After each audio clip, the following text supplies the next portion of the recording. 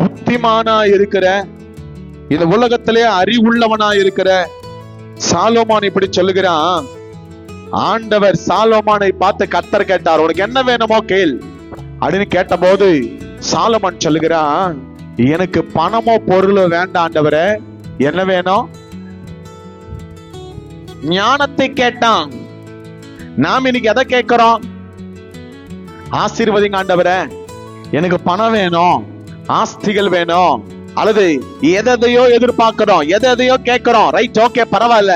ஆனா அந்த நாட்களிலே அல்லது இந்த சாலோமான் ராஜா அல்லது ஞானி என்ன சொல்லப்படுகிற மனுஷன் என்ன கேட்டான்னு பாத்தீங்கன்னா, ஞானத்தை கேட்டான். ரொம்ப ஞானி.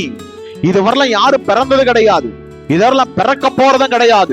அப்பேற்பட்ட ஞானம் உடையவனாய் கர்த்தர் அவனுக்கு தந்தறினார். அந்த ஞானத்தை உடையவனா இருக்கிற இந்த சாலோமான் ஒரு வார்த்தையை சொல்லுகிறான்.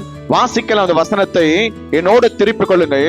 நீதிமொழிகள் 28ஆம் அதிகாரம் 20ஆம் வசனத்தை வாசிக்கலாம்.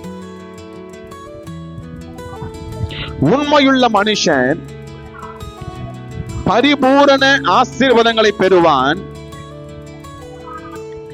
ஐஸ்வர்யவானாவதற்கு தீவிரிக்கிறவனோ ஆக்கணிக்கு தப்பான். ஆமென்.